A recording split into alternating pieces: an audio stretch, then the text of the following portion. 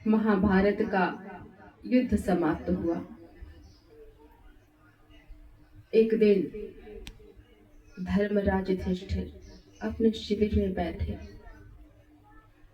चिंता कर रहे थे, सोच रहे थे, इतने बड़े जो अखंड राज्य को मैंने प्राप्त किया है, कितनी बड़ी इसकी कीमत मैंने चुकाई है। चाचा, ताऊ, मामा, गुरु, दादा, भाइयों, सबकी हत्या की है मैंने। 18 अक्षौहिणी सेना थी, उसमें केवल 18 लोग जीवित बचे थे। 18,000 अक्षौहिणी सेना की अगर हम गणना करें तो रथों की संख्या केवल 21,870 थी। हाथियों की भी संख्या 21,870। पैदल मनुष्यों की संख्या थी 1,09,350 और घुड़सवारों की संख्या 65,610। टोटल कितने हो गए? 2,18,700 बराबर एक अक्षौहिणी सेना। 18 अक्षौहिणी सेना का अगर गणना करें हम तो 29,36,600। इतनी जनसंख्या होने के बावजूद जीवित कितने बचे? केवल 18 लोग। 3 कौरवों की तरफ से, कृपाचार्य, कृतवर्मा और अश्वत्थामा, और बाकी 15 पांडवों की तरफ से।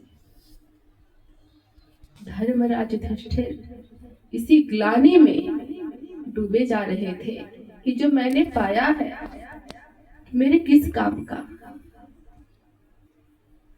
बंधुओं, हम कितना भी धन अर्जन कर ले, संपत्ति अर्जन कर ले, एक साम्राज्य बना ले, लेकिन उस साम्राज्य में यदि हमारा कहने वाला कोई नहीं है तो उससे अच्छा है कि हम जा करके कहीं एकांतवास लेकर समाधि ले लें। लेकिन यह युद्ध धर्म युद्ध था। शास्त्र में यह वर्णन है कि यदि धर्म युद्ध में राजा अनेकों लोगों को मार डाले तो उसे हत्या नहीं लगती, पाप नहीं लगता।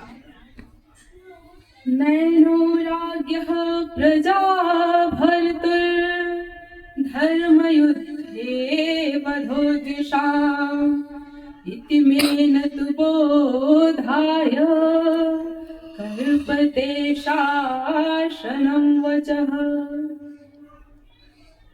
परंतु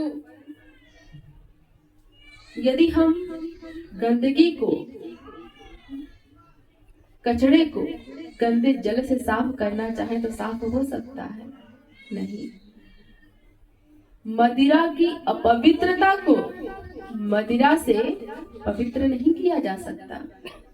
उसी प्रकार भले ही धर्म युद्ध हो, कितने सारे लोग मारे गए, लेकिन एक भी व्यक्ति की हत्या का प्रायश्चित करने से उसकी पूर्ति नहीं होती है।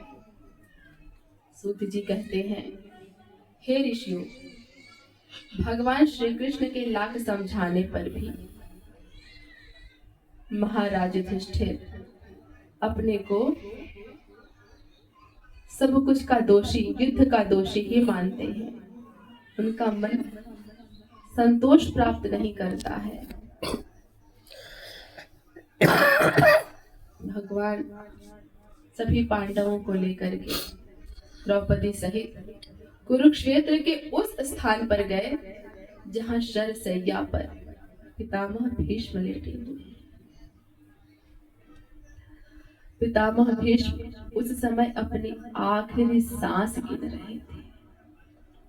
उनके दर्शन के लिए सभी देवर्षि, ब्रह्मर्षि, राजऋषि, नारद जी, भगवान व्यास, पराशर जी, परशुराम जी, अन्य ऋषि महर्षि आए। भीष्म पितामह को धर्म का, देश काल का, राजधर्म का सब ज्ञान था, कब क्या करना चाहिए। पांडव बड़े ही विनयी और प्रेमी थे। विनय भाव से हाथ जोड़ करके सब भीष्म पितामह के पास बैठ गए और भीष्म पितामह पांडवों से कहने लगे कि हे पांडवों, तुम सब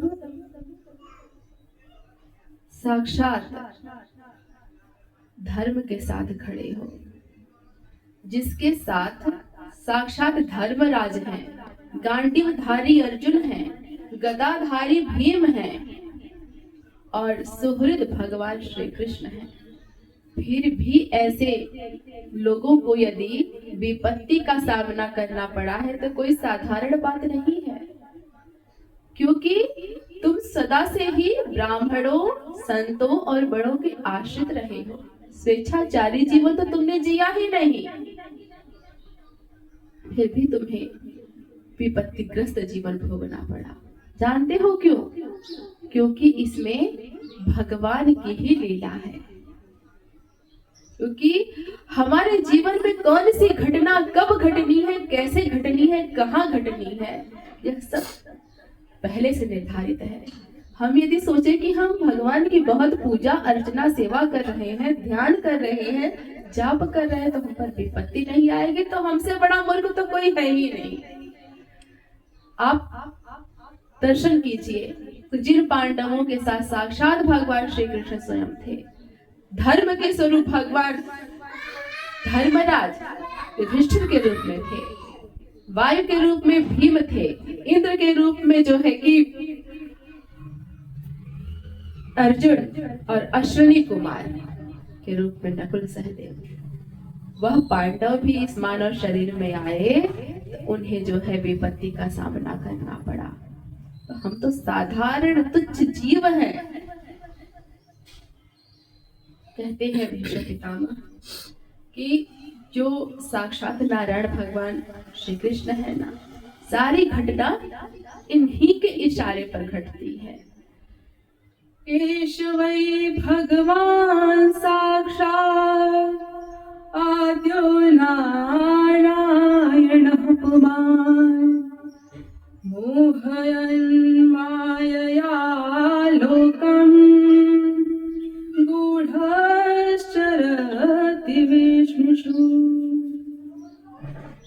ये भगवान जो श्री कृष्ण है ना, ये साक्षात नारायण आदि कारण परम पुरुष नारायण है। इनका प्रभाव अत्यंत गूढ़ एवं रहस्यमय है।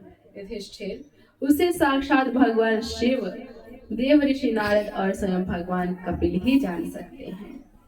जिन्हें तुम अपना ममेरा भाई समझते हो, सखा समझते हो, जिन्हें तुमने अपना दूध बनाने में, अपना सारथी बनाने में भी संकोच नहीं किया, ये साक्षात नारायण है। आज यही कारण है कि ऐसे समय में जब आज मैं अपने प्राणों का त्याग कर रहा हूँ, तो प्रभु से मेरी बस एक ही प्रार्थना है, साक्षात कृष्णो दर्शनम आगतः। यह भगवान मुझे साक्षात दर्शन देने के लिए आए हैं। सदैव देवो भगवान प्रतीक्षता कलेवरं यावदिदं हिनोम्यहम् प्रसन्नहासारुणलोचनो लसन् मुखाम्बुजोध्यानपथश्चतुर्भुजः। वे ही भगवान अपने प्रसन्न हास्य कमल और अरुण नेत्रों से उल्लसित मुख वाले, चतुर्भुज रूप वाले, जिसका और लोगों को केवल ध्यान में दर्शन होता है। योगी जन केवल ध्यान में ही उनका दर्शन करते हैं। वही भगवान मेरे सामने तब तक इसी प्रकार खड़े रहे जब तक मैं अपने इस पंच भौतिक शरीर को छोड़ नहीं देता। भगवान ने कहा, वाह, बड़ी अच्छी ड्यूटी लगा दी हमारी पितामह ने। तो अनेकों रहस्य पांडवों ने भीष्म पितामह से पूछे। तब तत्ववेत्ता भीष्म पितामह ने वर्ण आश्रम के अनुसार पुरुषों के स्वाभाविक धर्म, वैराग्य और ज्ञान के कारण वृत्ति और प्रवृत्ति रूप विविध कर धर्म का वर्णन इतना ही किया। इतना ही नहीं, और क्या कहते हैं? दान धर्मान, राज धर्मान, मोक्ष धर्मान विभागशः, स्त्री धर्मान, भगवत धर्मान समासव्यासयोगतः। एक एक धर्म का जब उपदेश पितामह कर रहे थे, जैसे ही स्त्री धर्म का वर्णन प्रारंभ हुआ, द्रौपदी खिलखिलाकर हंस पड़ी, मानो उपहास कर रही हो वह पितामह का। और खिलखिलाती हुई द्रौपदी की आवाज को सुन करके, अट्टहास को सुन करके पितामह ने अपने उपदेश को बंद कर दिया। सभी पांडव भगवान श्री कृष्ण चकित होकर द्रौपदी के मुख को देखने लगे। थोड़ी देर के लिए पूरी तरह से शांति छा गई। पितामह ने पूछा, पुत्री, तुम हमारे गुरुकुल की बहू हो, पराक्रमी पांडवों की विवाहिता हो, पत्नी हो, अचानक से तुम्हारी इस हंसी का कारण मैं जान सकता हूं? तब द्रौपदी ने कहा, पितामह, आज आप राजधर्म, दान धर्म, स्त्री धर्म का वर्णन कर रहे हैं। आपकी उस मनोदशा को सोचकर मैं हंस रही हूँ कि जब भरी सभा के बीच में मेरा वस्त्र हरण हो रहा था और आपके भी सामने मैं गुरुकुल की दुहाई दे करके गुहार लगा रही थी, अपने रक्षा की भीख मांग रही थी, तब आप कहाँ थे? उस समय आपका ये जो धर्म था या उपदेश था कहाँ चला गया था? पार कर गया पाप की हर सीमा को नीच, कुल मर्यादा खींचता भरी सभा के बीच। कहाँ थे आप? पितामह के नेत्र सजल हो गए। उन्होंने कहा, पुत्री, उस समय मेरे शरीर में जो रुधिर प्रवाहित हो रहा था ना, रक्त जो प्रवाहित हो रहा था, वह कौरवों का खाया हुआ अन्न था, जिससे मेरा मन दूषित हो गया था। मैं विवश था। और जब आज मेरे शरीर के एक एक हिस्से पर एक एक शर लगा है, तीर लगा है, तो वह दूषित रक्त बह चुका है, प्रवाहित हो गया। इसी कारण मेरा जो संस्कार है, मेरा जो उपदेश है, जो ज्ञान है, मुझमें वास्तविक रूप से आया है। जैसा खाओगे अन्न वैसा होगा मन, जैसे पियोगे पानी वैसे निकलेगी वाणी। इसलिए हम जब भी जहाँ भी किसी के यहाँ अन्न जल ग्रहण करें, इस बात का पूर्ण रूप से हमें ध्यान होना चाहिए कि वह किसके घर का ग्रहण कर रहे हैं, वह व्यक्ति कैसा है। वह जाति मायने नहीं रखती है, उस व्यक्ति के विचार मायने रखते हैं। एक गलत अन्न जल हमारे पूरे संस्कार को दूषित कर देता है, हमारी पूरी तपस्या का अंत कर देता है, तपस्या के फल को विफल कर देता है। प्यारे भक्तों, इस प्रकार ऐसी बातें हो ही रही थी। पितामह भीष्म ने अपनी दृष्टि सभी ओर से हटाकर अपने मन को भगवान कृष्ण में एकाग्र किया और पुष्पिताग्रा छंद में भगवान की स्तुति की। सदेव देवो भगवान प्रतीक्षता कलेवरं यावदिदं हि नोम्यहम् प्रसन्नघासायुडलोचनं मुखाम्बुजो ध्यानपथश्चतुर्भुजः। भगवान की ड्यूटी तो पितामह ने लगा ही दी। कैसे भगवान हो, जिनका मुख अंबुज की तरह हो, नेत्र जो है कमल नयन हो, चतुर्भुज रूप में इसी प्रकार पीतांबरी पहने भगवान मेरे सामने उपस्थित हो। और अपनी मति को किस प्रकार कहते हैं पितामह, मति रूप कल्पिता वितृष्णा भगवती सात्वत पुंगवे विभूमि ससुखमुपगते क्वचिद् विहर्तुं प्रकृतिमुपेयुषयद्भव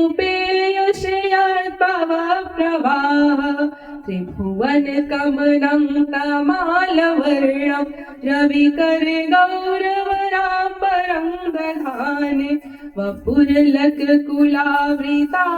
नाब्जं विजय सखेरतिरस्तु मे नवद्या युधिरुरगरजो विधूम्र विश्व कचलुलित समवार्यलङ्कृतासि नम निश्चित शरैर्विभिद्यमान त्वचिविलसत् कवचस्तु कृष्ण आत्मा। मेरी जो मति है, मेरी कोई संतान तो है नहीं, लेकिन जो कन्या है, कौन सी कन्या, जो मति रूपी कन्या है, इसका मैं दान भगवान कृष्ण को करता हूँ। और भगवान बड़े ही करुणानिधान है। हे प्रभु, मैंने शर से आपके शरीर के कवच को भी भेदा, आपने उसका हेतु नहीं किया। मैंने आपकी प्रतिज्ञा को तोड़ने की प्रतिज्ञा ली थी। कौन सी भगवान ने प्रतिज्ञा की थी? जब कौरवों और पांडवों दोनों के बीच महाभारत के युद्ध का निर्धारण हो गया, सुनिश्चित होना हो गया युद्ध, भगवान ने कहा कि मैं युद्ध नहीं करूंगा, शस्त्र नहीं उठाऊंगा। पांडवों की तरफ से अर्जुन गए भगवान का समर्थन लेने के लिए, और कौरवों की तरफ से दुर्योधन गया। दुर्योधन ने भगवान की अक्षौहिणी सेना मांग ली, और अर्जुन ने कहा, हे प्रभु, जहाँ कृष्ण नहीं है, नारायण नहीं है, उस नारायणी सेना को मैं क्या करूंगा? मुझे सेना नहीं चाहिए प्रभु, मुझे नारायण ही चाहिए। भगवान ने कहा, मैं शस्त्र नहीं उठाऊंगा, ले लो। अर्जुन ने कहा, प्रभु आप शस्त्र ना उठाएं, लेकिन आप मेरे साथ रहें, आप मेरे सारथी रहें। भगवान ने अर्जुन का सारथी बनना स्वीकार कर लिया। भगवान ने कहा था कि मैं शस्त्र नहीं उठाऊंगा। और इधर जब भयंकर युद्ध पर युद्ध होते जा रहा था, कौरव मारे जा रहे थे, तब दुर्योधन ने भीष्म पितामह पर कुलद्रोही होने का आरोप लगाया, पांडवों का हितैषी होने का, पांडवों का पक्षपाती होने का आरोप लगाया कि आप हमारी तरफ से युद्ध तो कर रहे हैं, लेकिन आप समर्थन पांडवों का कर रहे हैं। आप अपने गुरु परशुराम को भी युद्ध में संतुष्ट कर चुके हैं, उसके बावजूद भी आपके रहते हुए हमारे भाई एक एक करके मार दिए जा रहे हैं। रात में भीष्म पितामह ने प्रतिज्ञा ली कि सुबह होते ही मैं एक पांडव का वध अवश्य कर दूंगा। सभी सो गए, भगवान को नींद कहाँ आ रही है। द्रौपदी अपने कक्ष में विश्राम कर रही थी। भगवान ने उनका किवाड़ खटखटाया, कहा, बहन क्या कर रही हो? द्रौपदी ने कहा, भैया तुम इस समय? मुझे तो नींद आ रही थी। भगवान ने कहा, बहन तुम्हें नींद आ रही है और मुझे पांडवों की मृत्यु दिखाई पड़ रही है। द्रौपदी ने कहा, कैसे? भगवान ने कहा, भीष्म पितामह ने प्रतिज्ञा कर ली है कि सुबह एक पांडव का वध अवश्य कर देंगे, क्योंकि पांडवों की प्रतिज्ञा थी कि हम में से कोई एक भी पांडव मारा जाएगा तो बाकी के 4 पांडव स्वयं ही आत्मदाह कर लेंगे उसके साथ। द्रौपदी को दासी का रूप धारण करा करके भगवान ने घूंघट कराया और जाकर के पितामह को ब्रह्म मुहूर्त में उनका आशीर्वाद दिलाया द्रौपदी को। द्रौपदी ने प्रणाम किया और जैसे ही द्रौपदी ने प्रणाम किया तो भीष्म पितामह ने कहा, अखंड सौभाग्यवती भव। द्रौपदी ने कहा, आप मुझे अखंड सौभाग्यवती होने का आशीर्वाद दे रहे हैं? पितामह ने कहा, हाँ पुत्री। कहे, फिर आपने जो आज सुबह ही एक पांडव को मारने की प्रतिज्ञा ली है, उसका क्या? या तो कल की आपकी प्रतिज्ञा सत्य है, या तो फिर आप आज का आपका ब्रह्म मुहूर्त में दिया हुआ मुझे वरदान। बताइए, आप किसे सत्य मानेंगे, किसे सिद्ध करेंगे? पितामह ने कहा, ये बताओ तुम्हें यहाँ कौन लाया है? द्रौपदी ने कहा, मेरी दासी। भीष्म पितामह आगे बढ़े। उन्होंने देखा भगवान कृष्ण स्वयं द्रौपदी की पादुका को अपने हाथ में लिए हुए एक दासी का वेश धारण किए, घूंघट डाले थे। जैसे ही दुपट्टा खींचा, देखा भगवान स्वयं दासी के वेश में द्रौपदी के चरण पादुका को ढो रहे हैं, इसलिए कि द्रौपदी की चरण पादुका से कोई आहट किसी को ना लग जाए, कोई जान ना जाए। तब भीष्म पितामह ने कहा, पुत्री, मेरी आज ब्रह्म मुहूर्त में दी हुई तुम्हें आशीर्वाद दिया हुआ सत्य होगा, क्योंकि जिसके चरण पादुका को स्वयं नारायण ढो रहे हो, भला उसके सौभाग्य पद के ऊपर दाग लगाने की सामर्थ्य किसमें है? तब भीष्म पितामह ने कहा, प्रभु, आपने मेरी प्रतिज्ञा तो तोड़ दी, पर मैं एक प्रतिज्ञा जरूर करता हूँ कि आज आपसे आपकी भी प्रतिज्ञा तोड़वाऊंगा। आपने जो शस्त्र न उठाने की प्रतिज्ञा ली है, उसे आपको तोड़ना पड़ेगा। और उस दिन भीष्म पितामह ने जो घमासान युद्ध किया, कि स्वयं भगवान को उठ करके शस्त्र उठाना पड़ा। तो भगवान ऐसे ही भगवान नहीं है। प्रणत जनों के पाले पड़कर प्रभु को नियम बदलते देखा, अपना मान भले टल जाए, पर भक्त का मान टलते देखा। यह वह दया निधान है। प्रभु ने अपने भक्त की प्रतिज्ञा को सत्य करने के लिए अपनी प्रतिज्ञा तोड़ दी। सभी वहीं पर उपस्थित थे, बातें हो ही रही थी। सबके देखते ही देखते वह समय आ गया जब योगी जन जिस क्षण का इंतजार करते हैं, उसकी इच्छा करते हैं, और शांत हो गए भीष्म पितामह। ऐसा लग रहा था जैसे स्वर्ग से कोई देवता गिर करके धरती पर धराशायी हुआ। मां गंगा आशीष दे आकर सुत के पास, आज गिरा हो भूमि पर जो कोई आकाश, आज धराशायी हुए कुरुकुल के सरताज, उनका अभिवादन करे सारा वीर समाज।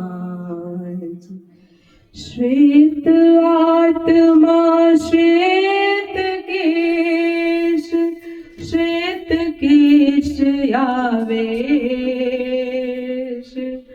कहाँ दिखे इस लोक में ऐसा वीर विशेष, ऐसा वीर विशेष। रक्त सनाहर तीर है, अश्रु सनाहर बैन, रुधा रुधा हर कंठ है, रुधा रुधा हर बैन।